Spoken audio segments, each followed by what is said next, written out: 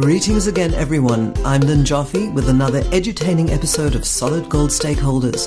And it is my great honor today to be in conversation with Lorato Trok, Executive Director of the Nal'ibali Trust, author and early literacy expert who has been working in the field for over 20 years. Greetings, Lorato. Greetings, Lynn. It's fantastic to see you in person and touch your blood. Yes, it's great to be here. It's fantastic. We've just spent time in studio recording your multilingual children's book, Rosina's Dream, published by New Africa Books. I'm just curious as to what your motivation for this particular book, given that you have such a long history and encyclopedia of published works. What drew you to Rosina's Dream, the story? This book was my first book when I ventured into teen biographies, because I've only been writing picture books for children. And then when I started writing biographies, that was Rosina's story. Actually, meeting Rosina inspired me to write a teen biography. Oh, fantastic. How did you actually meet her? So I was working for an NGO in Braamfontein, literacy NGO, and we had a pilot in Atteridgeville where Rosina was teaching. And I didn't know anything about Rosina. I didn't know who Rosina was. Had never heard of her. Never heard of her, and that's a pity. So I went to a school where she was a teacher, and the librarian said to me, because she knew I was writing children's books, and she said to me, "Do you know Rosina? You need to write a book about Rosina." And I just dismissed it. I said, okay, I've heard it before. Whatever. Everyone says. Everyone needs a book about themselves. So I just didn't, and then the next time I went back to the school, she kept nagging me and said, there's a school named after her. And I listened when she said so. I was like, why would she have a school named after her? Who is she? Then I learned the more I spoke to her, and she was so chilled about the whole thing. She didn't have the S and grace and all that. Then I learned about her, and then I was like, okay, maybe this is something that I can do. Let's see where we start. And then when I started talking to Rosina, I was like, couldn't believe it. I couldn't believe it. I was like, I was in a golden mile or something. I was in a mine. What she told me, and when I was doing my research, the women that, were there with her during that time who did not end up being as famous as she was, but the stories that came out, I couldn't believe that there was anything like that in our country. You see, because it's all been either oppressed, suppressed, or depressed. I mean, this woman could have been an international competitive Olympian, but because of the times of apartheid, she was, in a sense, disadvantaged in that, and yet she triumphed. Yes. So in a sense, this is a story of the overcoming of adversity, would you say? That is exactly the hurdles that she had to deal with. When they were talking, until even the coach, even everyone around that, even them being, in the township, they had to deal with sexism. Racism, ism. All of that. As black women, black girls, because they were just 16 at the time, 14 and so on, for them to start running, which was something that was like, no, this is not what girls are supposed to be doing in the 1970s. And I mean, people were fighting apartheid, so there was no time for anything other. She had met with a lot of hurdles just going into those white areas for her to train or be invited, but she triumphed. Obviously, this book is targeted, it's a chapter book and not a little baby's book, but it's also for adults. And I mean, I had never heard of her, and I'm fascinated with the story. But for your young, if you like, preteen, teen audience, the story goes that she could have become a champion, and then she was injured almost at the peak of her powers. And then she got an education, and then she got married, and then she raised children. So what do you think the reason or the purpose is of showing this to young black teenagers and all teenagers or preteens at this particular stage of our history? When I learned that the history of the country is going to be changing, what the children are being taught in schools, the first book that I thought about was this one, was Rosina's Dream. And the first book that I did about it, I was like, this is what needed to be taught in schools. Because when I first met her, I felt like, why did I not know about Rosina? Why did I not learn about Rosina in high school? Why isn't she part of the history? Why isn't she part of the history? Why isn't she part of... Why isn't she Zola Bud? That is exactly what I said. I said, but we learned about Zola, but in the township in the 80s and the 90s, but nothing about Rosina. And here was somebody who looked like us, the kids in the townships. And when I did my research, there was absolutely no literature on Rosina. I had to interview her, interview the people that, were there with her then, because there was nothing that I could lean on to write the book. But then this is literally the revision of history, of the actual history, of the unsung heroines of all of our history. Yeah. She wasn't a politician, and yet her achievements, in a sense, you could actually put not into a political way, but into a historical way to elevate other young children. And I love that, Lynn, what you are saying, because for me, the main thing was to say, a hero doesn't have to be a politician. A hero doesn't have to be somebody who went to exile to come back to the country and, be a freedom fighter. Rosina was a freedom fighter in a very ordinary way. Yes. She was your neighbor. She was my neighbor. She was just in the township doing everything else like everyone was doing, being here at home. And for me, that was the main thing that I wanted children to get from that it doesn't have to be somebody famous. Exactly. Somebody who's singing or somebody who's an actress or superstars. A superstar. It can just be your neighbor who had done something that was remarkable. Ordinary people doing extraordinary things. Yes. And the fact that she now has a book. How did she respond to the fact that she now has a book in multiple languages about her? She couldn't believe it. She was so happy. Just the fact that I said to her that I'm going to write your book, she couldn't believe it. And she was very available when I needed to speak to her. She made the people available, everyone. This book was like, I really enjoyed writing the book. Tell us, how was the book received outside of Rosina's mind? So the book won the UN prize in 2021. When did you write this? So this is the third edition. Oh, this is the first chapter book. So the one that I have, the original one, is the biography for teens. See. This one is a chapter book. Rosina's Dreams is a chapter book. So this is another iteration of the original award-winning book. Yes, because the original one is for teens. This one is for pre-teens, the 9 to 12-year-olds. I see. Yes. So you're not dumbing it down. You're just storytelling it for that particular audience. Yes. So what was the prize? Tell us again. So it was the United Nations Prize for Literature for Africa. And when we received that email, I remember I was in Kuruman for the Christmas holidays. It was a very hot day in December, 3 days before Christmas. And I opened this email because, there's nothing else to do in Kuruman. I was bored. And I opened this email and I saw the UN. I was like, wow. I thought it was a scam. Until I saw Dushanga saying, congratulations, Lorato. I said, what are you talking about? And I read the whole thing. That congratulations, your book won the UN Africa Prize for being the best for children between the ages of 6 and 12. I was like, what are you talking about? It was amazing. Unbelievable. But that also shows you that something that one writes, almost, it's like I always say, diamonds are forever. Yes. So there's a way of taking it further and deeper and wider even.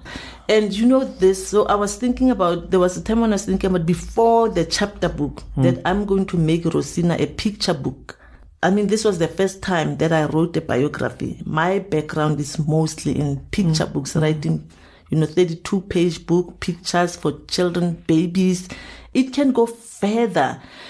The wonderful thing about this story, or Rosina's story, is that it can be used by researchers, by athletes, by historians, by children just to know, by schools, by babies. So it really goes. I can see the movie now. I know. As it was unfolding, I was just seeing this very young girl growing and being put in the back of a van instead of in a chauffeur-driven limousine. And then there's a love story inside it as well. And it seems that the man who married her was a childhood sweetheart. Yes. So she had to stop actually running. But then this man, even after his death, had kind of supported her with this amazing love and the love for the daughters and that whole thing of like the sexism of boys get the education and girls stay in the kitchen. It's the ultimate love story. Rosina and Elisha. I mean, when she was telling me about him, I remember the daughters, when they were talking also about their father, was like, oh, Dad was everything. So there was this young girl and this boy, because I mean, Rosina had only known this one man for the rest of her life, you know, from beginning to end. It was just Elisha. You know, for him to fall, that he even took on running, because yes, he joined the athletic club to be near her, and he didn't waste her time. He married her immediately after, and they started a family and was very involved. You know, the book will not capture everything, every emotion that you want to. And when Rosina was telling me, and the girls were telling me about their dad, what he represents for them, they couldn't stop talking about him.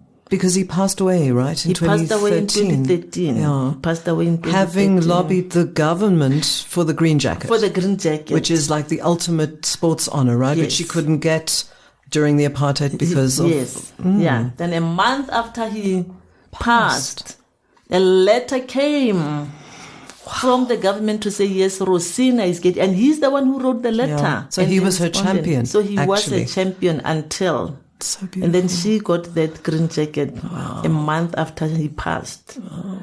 Okay, and the book, you wrote the book, I would assume, in English, right? I wrote the book in English. But it's, okay, so we are both absolute passionistas for mother tongue storytelling. It's very important. And I know that you're almost an activist for mother tongue storytelling. So the book is available in how many languages? The book is available in 5 languages. Wow.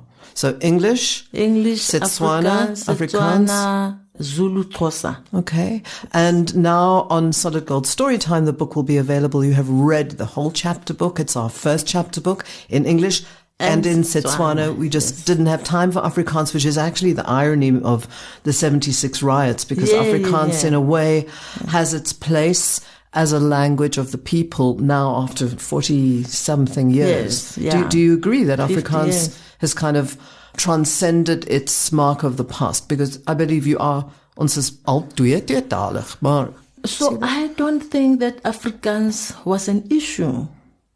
And it's so sad that it has been politicized. It has been used as a language that, you know, of the oppressor. But there's a whole culture that uses it who are not in that category. Right? And the majority of South Africans who speak Afrikaans are black and brown. Yes. And it's actually almost one of the most universal languages in South Africa that we can all use.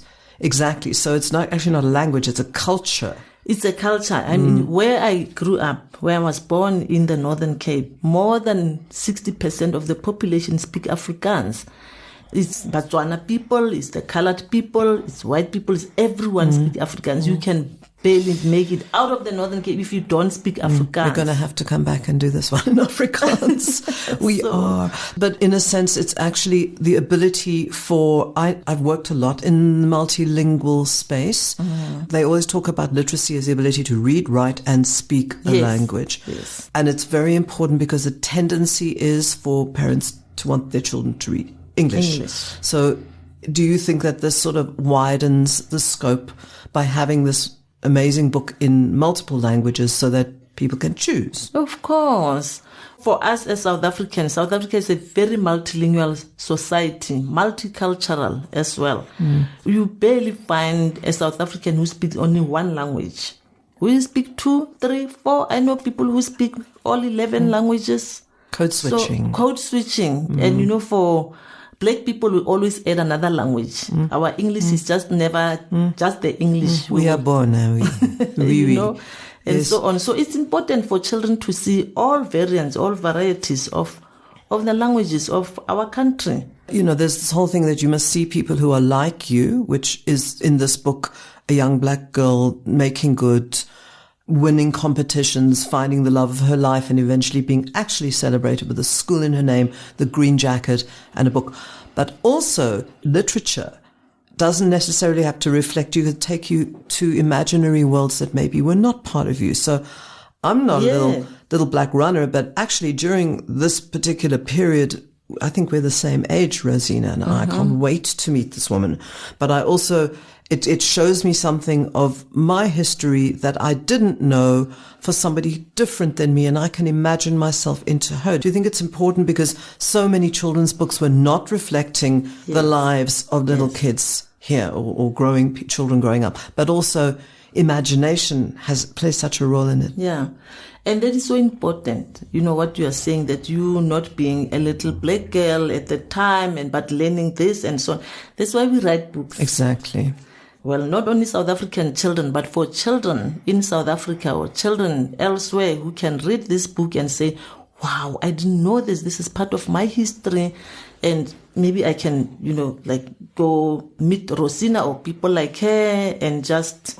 Or bunny rabbits that run fast. You see, I have a tendency also like you with the picture book thing. And because I want it to be universal, you can have an elephant who was too big to get on the bus or a giraffe that was lazy, but actually you've used a human actual being. Yes. Do you think this could become a picture book for little kids? Do you have an ambition for that? That was my plan before this game. I was planning to write a picture book. I had been... So many things came, Who knows? stood in. But that is the plan. It will eventually become a children's picture book. Can't be a writer unless you're a reader. Did you read? How did you discover reading and how did it affect your childhood? So let me tell you how my love for reading started. Because, growing up in apartheid South Africa at the time, there were no books. I didn't have a library in my township.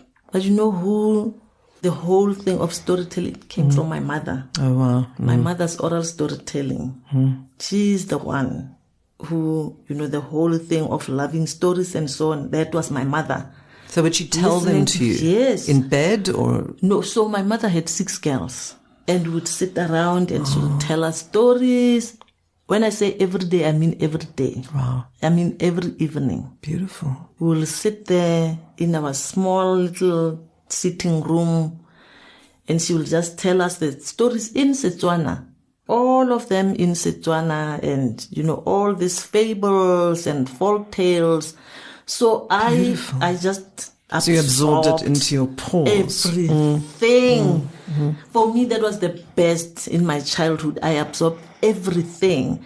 And when other children learned that my mother was telling us stories, they started coming to my home. And our house became just a buzz for storytelling and all that. And so they would come to listen to your mom tell them stories. Yes. That's beautiful. And then from then on, when the group became bigger, my mother would just say, okay, from now on, then everyone will tell their own story. Go and look for your own stories, and then children will come, will sit down, and everyone wanted to tell a story. That's and then beautiful.